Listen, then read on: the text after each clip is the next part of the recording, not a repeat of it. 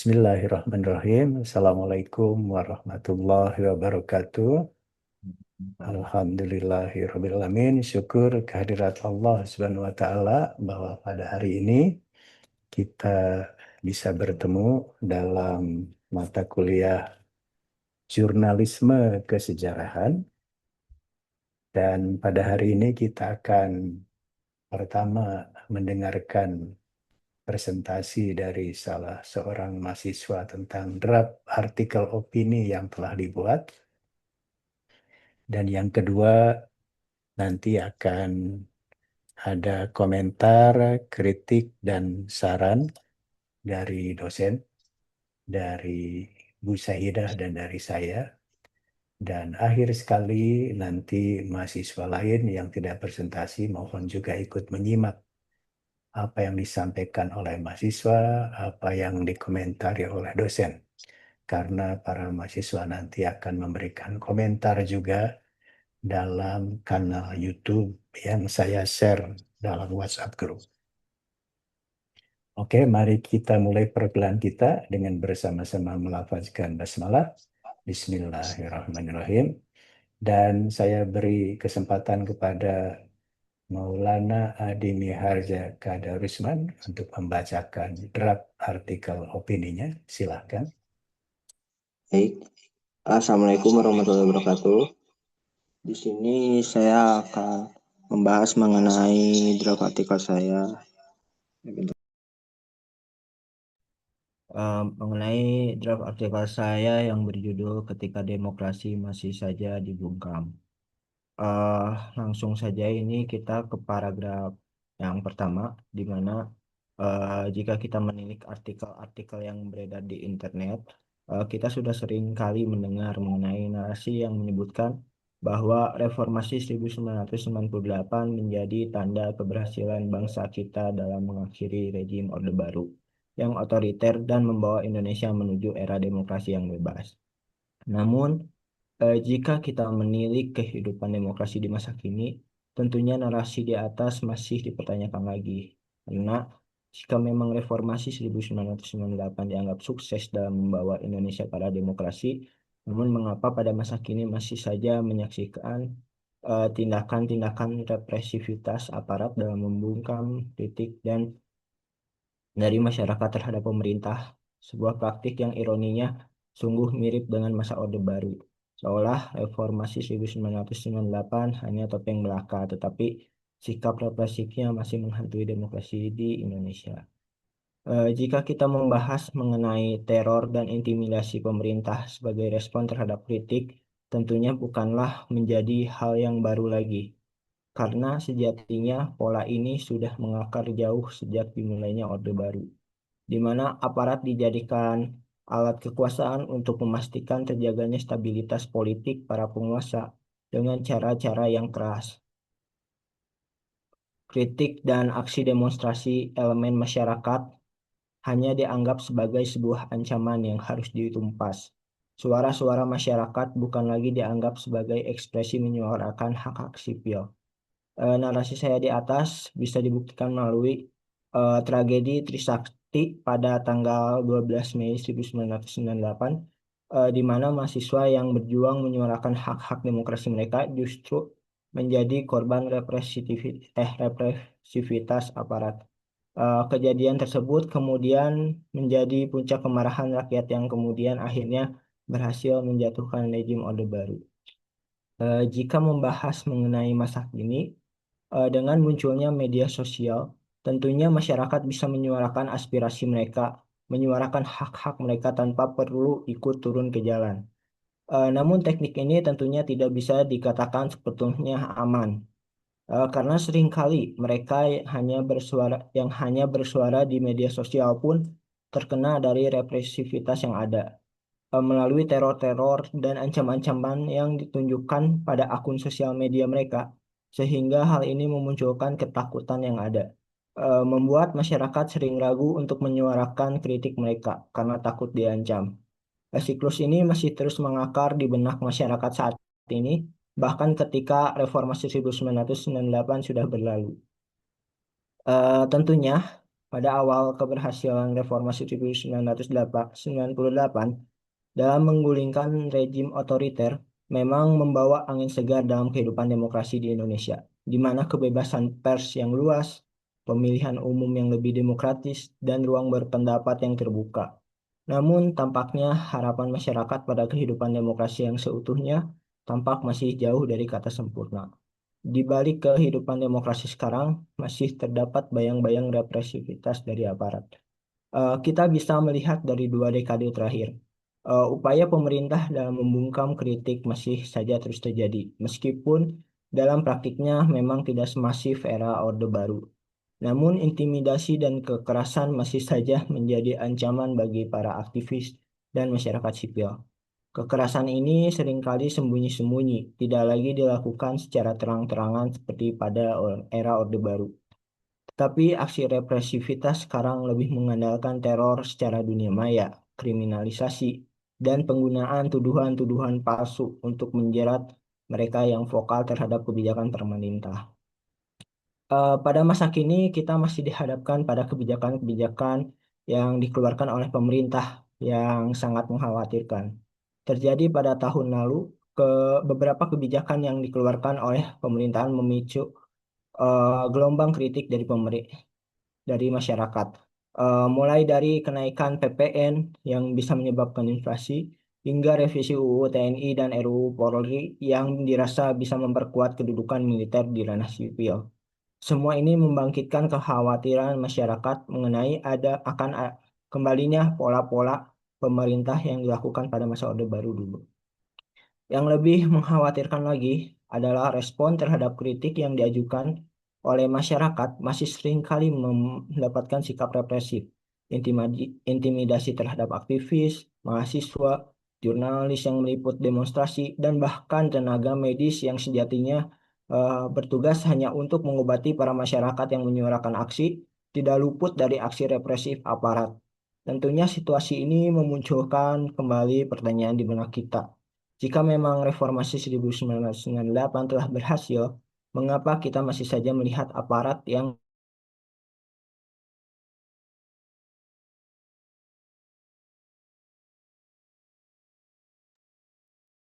Kalau Maulana bermasalah nampaknya internet Anda atau internet saya. politik sudah berubah, namun budaya kekuasaan yang represif masih mengakar di Indonesia hingga saat ini? Jadi tuh kelihatan bisa ngebaca. Tentunya perjuangan untuk mencapai demokrasi sejati tidak bisa berhenti begitu saja. Ketika kritik masyarakat masih dibungkam, itu menjadi bukti bahwa demokrasi di Indonesia masih rapuh. Maka dari itu, perjuangan ini harus kita teruskan walaupun dengan tantangan represivitas aparat. Hanya melalui komitmen yang tinggi dalam menyuarakan suara, kita bisa mewujudkan cita-cita reformasi 1998 itu. Memastikan bahwa semua pengorbanan yang telah dilakukan dihargai di dalam negara yang benar-benar demokratis. Mungkin sekian saja presentasi dari saya. Mohon maaf bila ada salah kata. Wabillahi taufiq wal hidayah. Wassalamualaikum warahmatullahi wabarakatuh. Saya kembalikan kepada tim dosen. Oke, Waalaikumsalam. Mohon di ke atas dulu, ini ke yang judul Maulana Adi. Oke. Terima kasih presentasinya dan mungkin sebelum kami, Bu Saidah dan saya memberikan komentar, Bu Saidah barangkali mau difoto dulu untuk diupload di Spotify Edu atau di absen mahasiswa yang hadir pada hari ini sebelum kita memberikan komentar. Sebentar, Bapak, saya absen. Baik, lebih pada rapat kira. Siap, saudara. Ayo, terima kasih. Oh, dia. Ya, Pak. Ya, siap. Wahyu Romansyah. Wahyu Romansyah ada? Ya, siap. Hatip. Hadir, Bu. Hadir. Dinas Farhan. Hadir, Bu. Mumtaz, Hadir, Bu.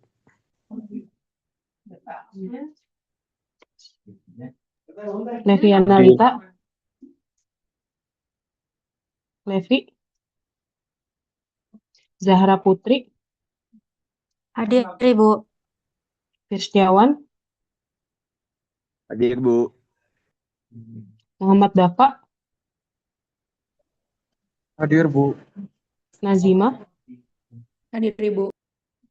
Muhammad Rizal, Hadir, Ibu.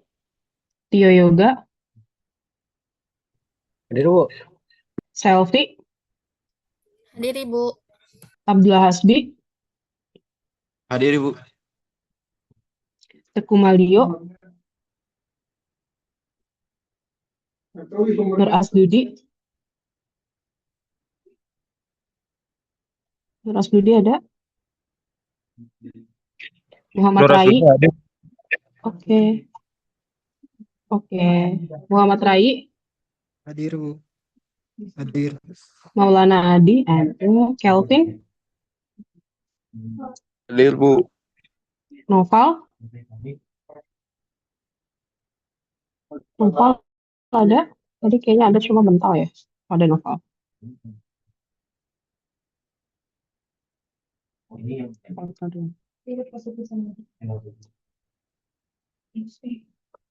Sudah Bapak.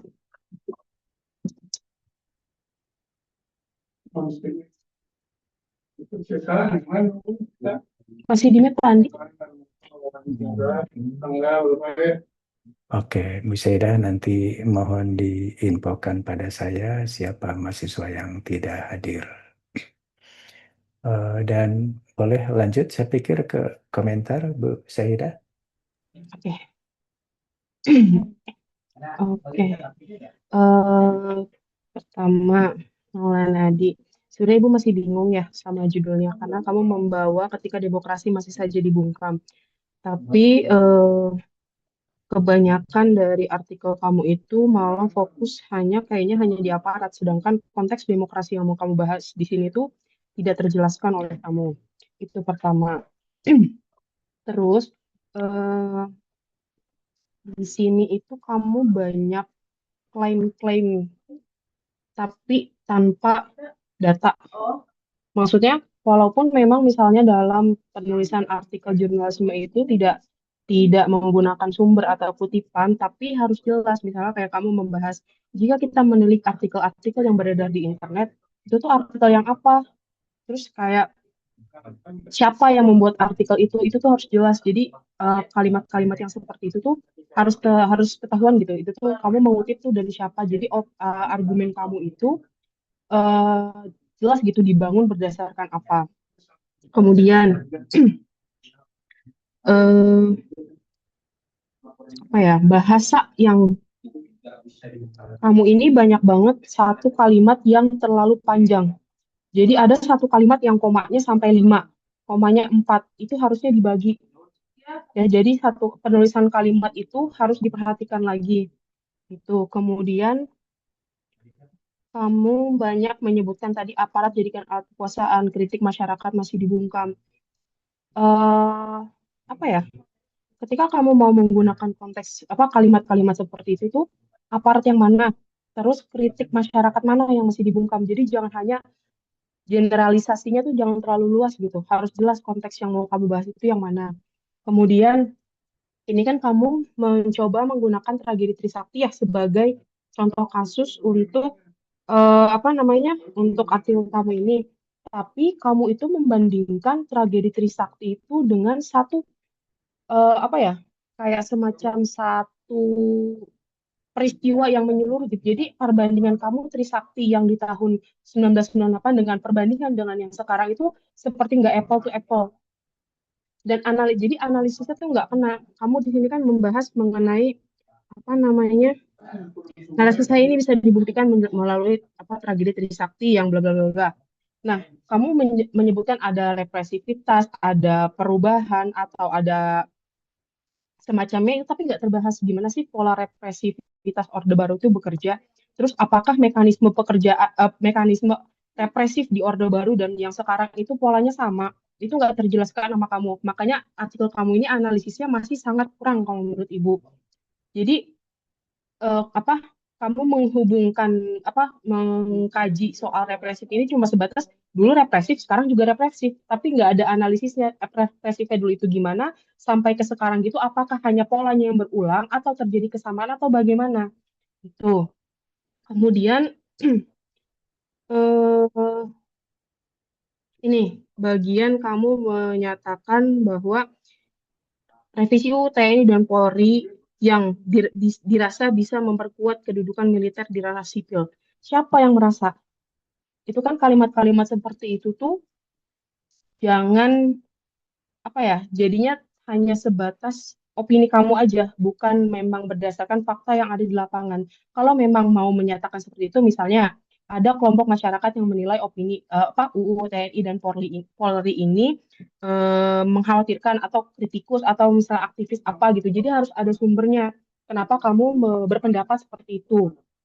Walaupun memang mungkin bukan dalam artian mengutip pakai body note atau sebagainya. Lalu, eh nah ini sebenarnya konteks peristiwa 1998 itu kan kayak semacam simbolisasi selesainya Orde Baru ya. Jadi ketika kamu menaruh konteks reformasi 1998 itu nih di kalimat itu kan pola tersebut telah membuktikan bahwa reformasi 1998 itu belum sepenuhnya berhasil.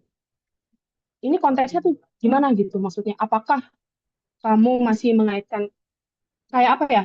Reformasi 1998 itu kan berhasil, berarti dia sudah menyelesaikan Orde Baru. Tapi ketika dikaitkan dengan saat ini itu kan apakah dia harus menyelesaikan apa permasalahan yang terjadi saat ini juga? Apakah itu ada kaitannya langsung dengan reformasi 1998? Kalau misalnya memang nggak ada kaitannya kan berarti kalimat terakhir kamu itu konteksnya nggak nyambung gitu loh. Nah, karena kamu ini membahas bagaimana apa namanya ada reformasi 1998 itu kan bukan hanya satu peristiwa di ujung, tapi ada rangkaian eh, peristiwa-peristiwa panjang. Misalnya ada krisis ekonomi dulu, ada tuntutan mahasiswa, ada kontrol kontrol pers, ada penculikan aktivis, ada transisi demokrasi. Kayak itu tuh sebuah peristiwa panjang yang nggak bisa disederhanakan hanya sebagai satu yang kamu sebut itu sebagai reformasi 1998. Itu coba konteks sejarahnya diperbaiki lagi deh untuk bagaimana kamu melakukan analisis. Karena jadi analisis kamu itu nggak sebanding kamu membandingkan menyebut reformasi 1998 itu belum berhasil. Menurut siapa? Konteksnya apa? Kenapa itu belum berhasil gitu? Itu kayak nggak nyambung gitu kalau menurut Ibu. Harus diperhatikan lagi konteksnya. Kamu mau pakai reformasi ini sebagai apa sih reformasi 1998 ini? Terus tipenya luar biasa, kemudian juga tulisan-tulisan kapitalnya itu sangat nggak konsisten. Ada yang habis koma tiba-tiba kapital, ada yang habis titik hurufnya huruf kecil. Itu diperhatikan lagi. Sama tadi kalimat itu juga masih banyak banget yang kalimat itu sebenarnya bisa dibagi menjadi dua atau tiga kalimat supaya komanya tuh nggak sampai empat atau lima koma. Terus juga banyak banget kata-kata yang repetitif seperti kamu itu menyebut represivitas, kamu menyebut apa sebagainya. Jadi apa ya kurang apa agak monoton tulisan kamu itu. Eh, mungkin itu aja dari saya Pak Andi. Oke, terima kasih Ibu Sahida. Maulana Adi Miharja Kadarusman, mohon diperhatikan ya. Saya pikir komentar, kritik, saran dari Ibu Sahida sangat berharga ya. Jadi seperti saya katakan, latihan membuat artikel opini ini adalah bagaimana agar artikel opini Anda tuh bisa diterima oleh media massa harus perdana ya. Jadi artinya bakal ada editor yang mereview, yang menilai apakah artikel opini Anda ini layak enggak, relevan enggak, aktual enggak.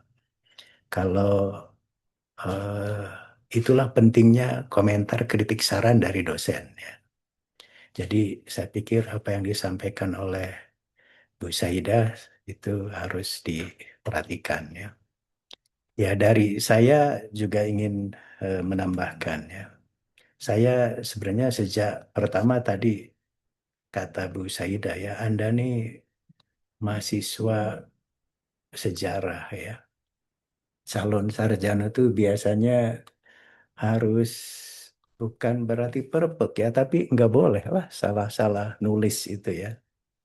Jadi kelihatan Anda nih menggunakan SKS ya, sistem kebut semalam. Mungkin hanya 1 malam membuat artikel ini, padahal kelihatan dari banyak salah ketik, banyak redundant, banyak pengulangan. Bahkan isu tentang ini ketika demokrasi masih saja dibungkam.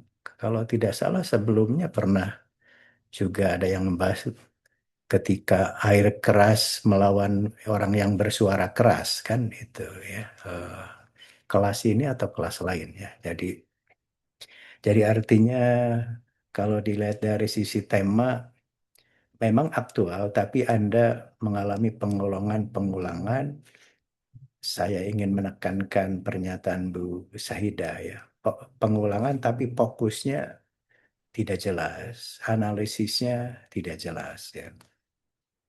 Saya ingin menambahkan ketidakjelasan Anda itu ya. Pertama, coba lihat ketika demokrasi masih saja dibungkam. Jadi nampaknya Anda termasuk mahasiswa yang lain itu memandang demokrasi itu hanya kebebasan berpendapat, kebebasan bersuara ya. Padahal demokrasi itu tidak hanya berkaitan dengan ide merdeka, kebebasan, tapi juga yang lebih penting adalah berkaitan dengan kedaulatan. Sebab kedaulatan itu erat kaitannya dengan kekuasaan. Jadi kalau hanya kebebasan, saya pikir dimanapun kita bebas berpendapat ya. Tapi bagaimana kebebasan berpendapat, berekspresi itu bisa mengontrol kekuasaan, itu perlu kedaulatan.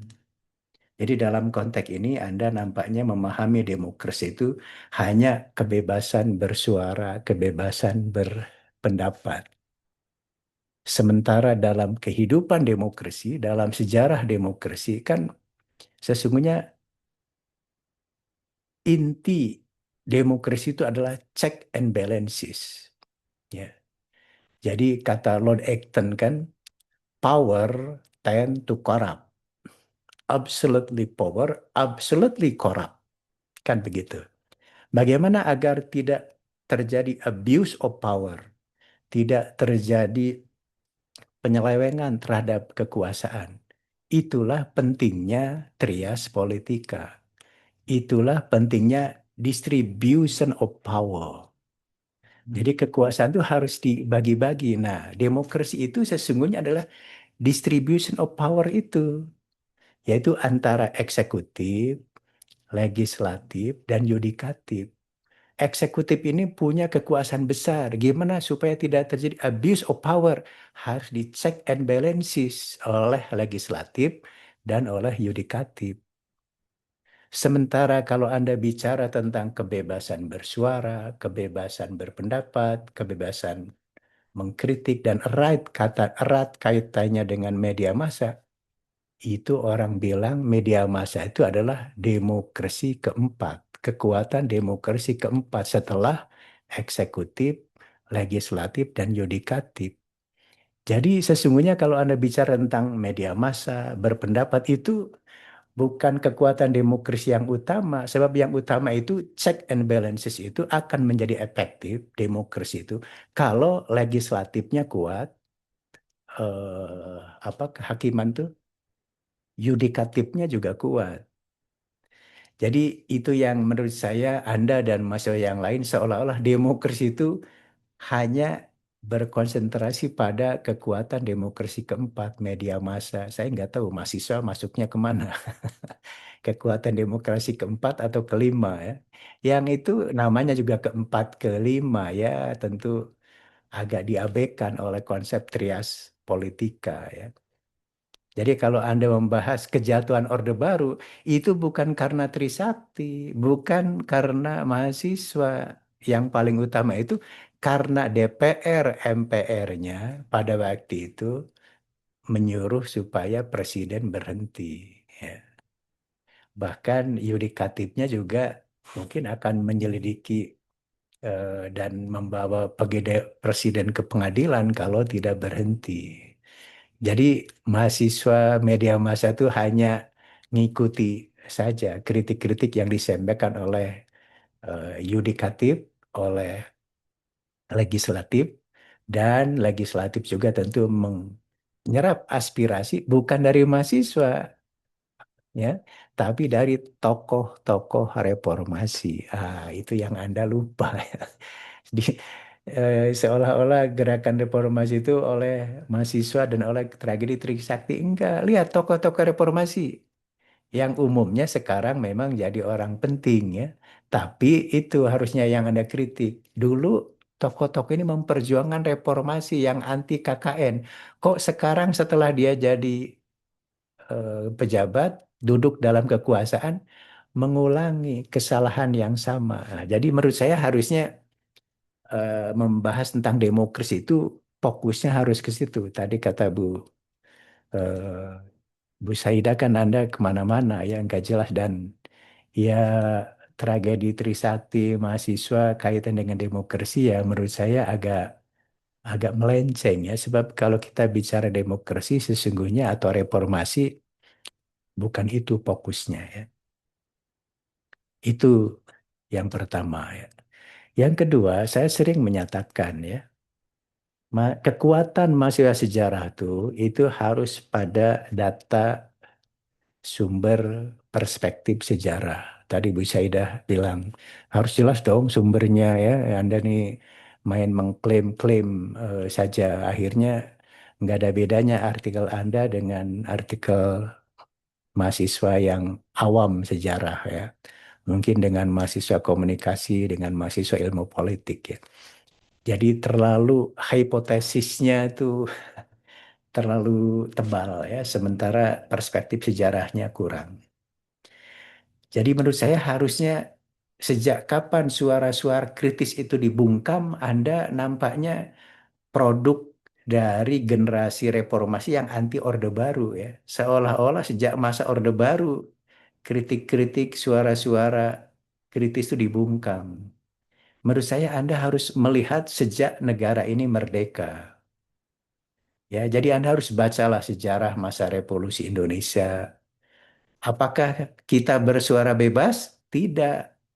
Coba lihat kritik kepada pemerintah yang dilontarkan oleh tokoh-tokoh Persatuan Perjuangan yang mengkritik kebijakan diplomasinya pemerintah. Kan tokoh-tokoh Persatuan Perjuangan dibungkam, ditangkap, dipenjarakan. Itu pada masa revolusi yang orang bilang zaman kemerdekaan, zaman kebebasan. Tapi kritik kepada pemerintah dibungkam, ditangkapi tokoh-tokoh oposisinya, dipenjarakan tanpa melalui proses pengadilan. Bahkan ada yang dibunuh. Tokoh-tokoh seperti Musso, Tan Malaka dibunuh, kan. Jadi Anda nih anti Orde Baru banget tanpa tahu sejarah demokrasi negara ini. Tahun 50-an namanya zaman demokrasi liberal. Tapi coba lihat, kritik-kritik kepada pemerintah dibungkam juga, ya. Apalagi pada zaman demokrasi terpimpin, ya. Orang mengkritik pemerintah dicap langsung anti Nasakom, anti Bung Karno, anti Indonesia dan sebagainya.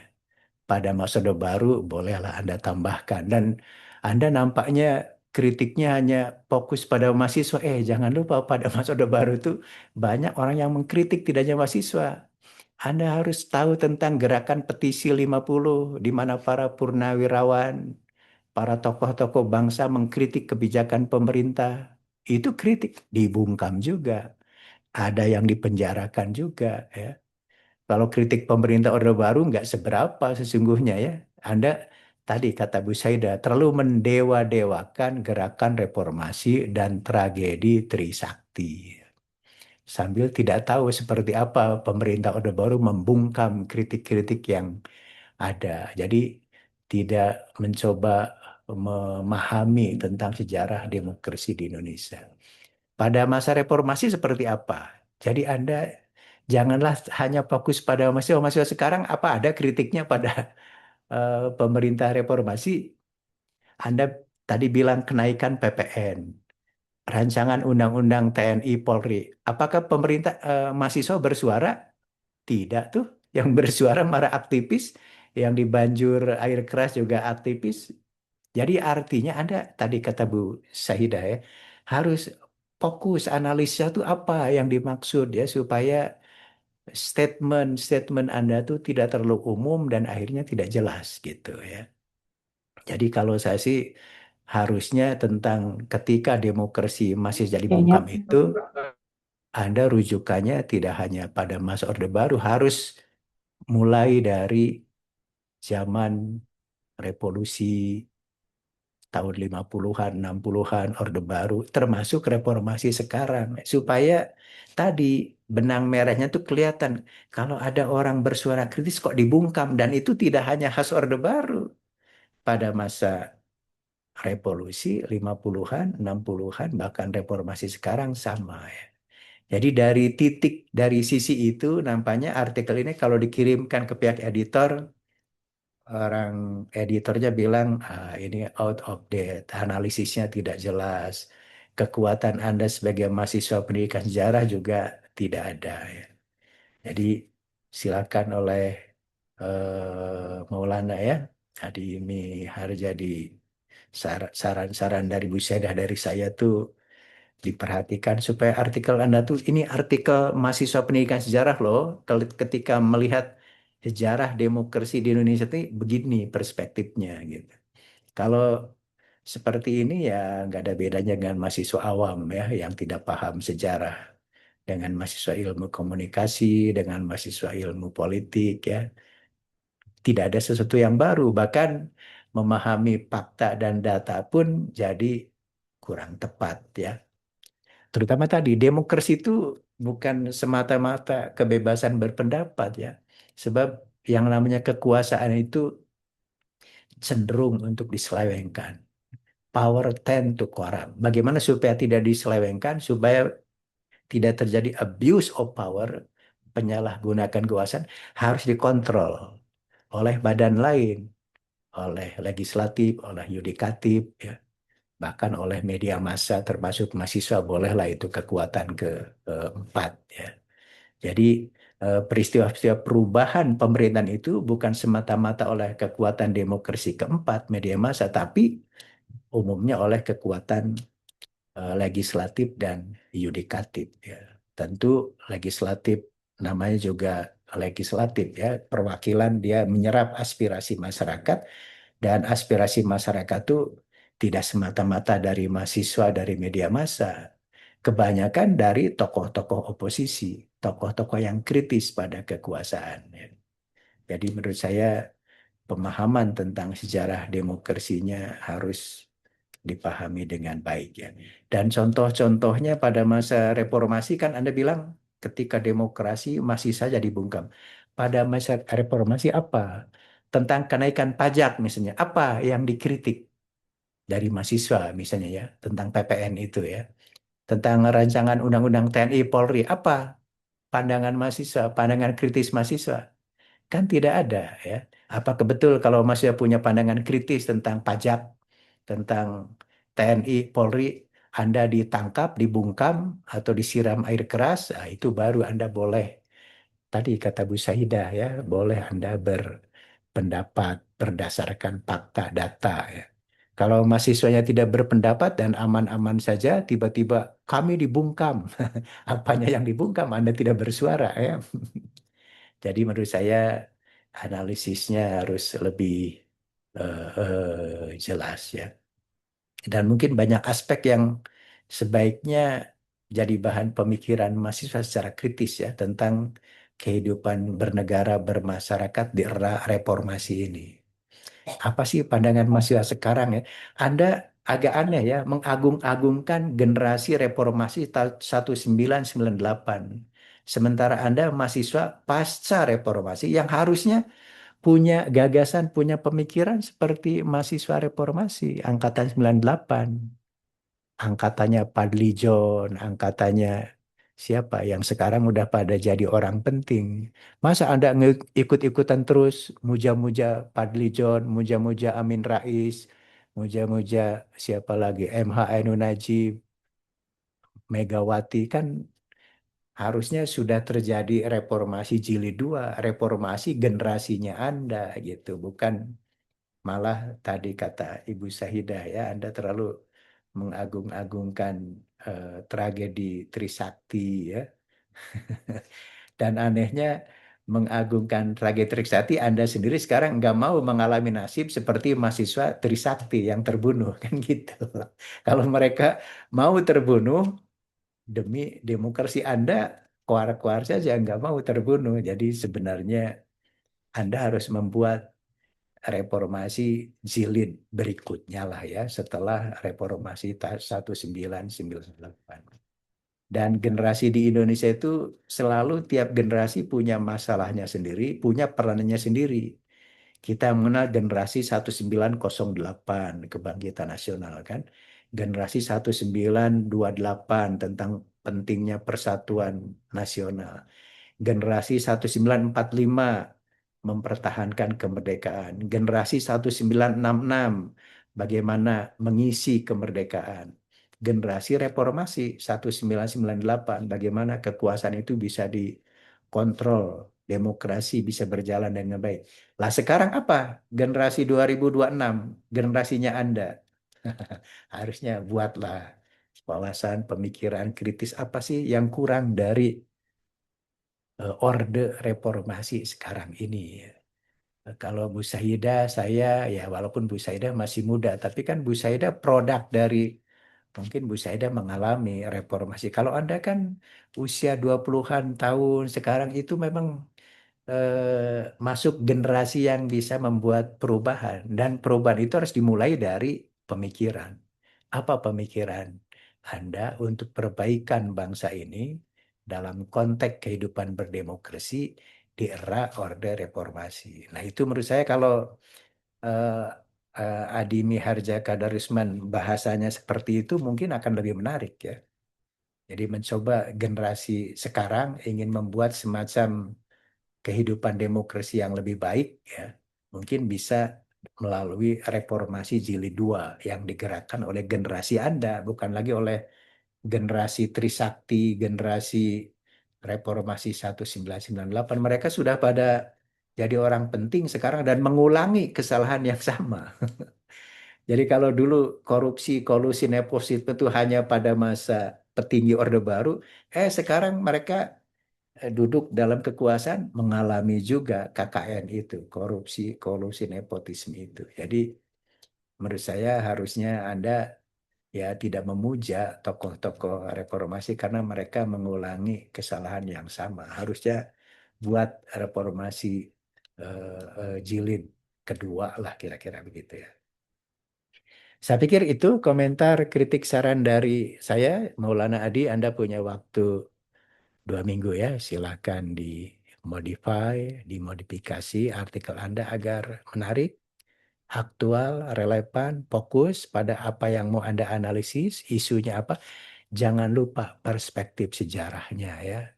Janganlah tidak seimbang, hanya anti Orde Baru, seolah Orde Baru itu hitam. Sementara sejak kita merdeka tahun 50-an, zaman Soekarno pun orang yang mengkritik secara tajam tuh selalu dibungkam ya. Itu harus fair dong, harus contohnya harus jelas ya. Mungkin Anda nggak dapat beasiswa Super Semar ya dari Pak Harto sehingga anti Pak Harto betul. Kalau saya dulu dapat beasiswa Super Semar, jadi kritis pada pemerintahan Pak Harto tapi proporsional lah, kritis juga pada rezim sebelumnya dan sebagainya, termasuk pada rezim sekarang ya. Supaya sebagai mahasiswa sejarah atau dosen sejarah, wawasan kita tuh komprehensif, seimbang, dan adil ya. Saya pikir itu komentar kritik dari saya dan terima kasih. Mungkin eh, itu saja perkuliahan kita pada hari ini. Siapa yang akan tampil pada minggu depan mungkin akan nanti di-share dalam WhatsApp grup ya. Dan setelah ini seperti biasa ada tugas lain bagi mahasiswa yang tidak presentasi, silahkan apa komentar Anda terhadap presentasinya Maulana Hadi Kadarusman, dan apa juga komentar Anda pada apa yang disampaikan oleh Bu Saidah dan saya. At least dalam 6 paragraf ya. Jadi kalau 6 paragraf itu artinya Anda mengomentari mahasiswa minimal 2 paragraf, mengomentari Bu Saidah 2 paragraf, mengomentari saya 2 paragraf. Itu Anda akan dapat poin maksimal. Kalau komentarnya hanya mengomentari mahasiswa saja, mengomentari Maulana Kadarusman, ya Anda poinnya tidak maksimal ya. Dan 6 paragraf itu minimal, Anda bisa membuat lebih ya. Mengapa Anda harus berkomentar secara tertulis? Ini kan latihan menulis ya. Jadi jurnalisme kesejahteraan itu Anda diharapkan menjadi seorang jurnalis, mencatat, menuliskan apa-apa yang ada dalam pikiran, wawasan, hasil bacaan Anda ya, termasuk pengamatan Anda. Saya pikir Allah bisa karena biasa. Jadi kalau terbiasa menulis, insya Allah akan menunjang pada kemampuan Anda untuk bisa juga membuat artikel opini dengan baik. Ya. Saya pikir itu saja, dan mari kita akhiri perkuliahan kita melalui Zoom pada hari ini dengan bersama-sama melafazkan hamdalah, alhamdulillahirrabbilalamin. Sekian, terima kasih. Assalamualaikum warahmatullahi wabarakatuh. Waalaikumsalam. Waalaikumsalam warahmatullahi wabarakatuh. Terima kasih Terima Bapak. kasih. Oke, boleh lab ya.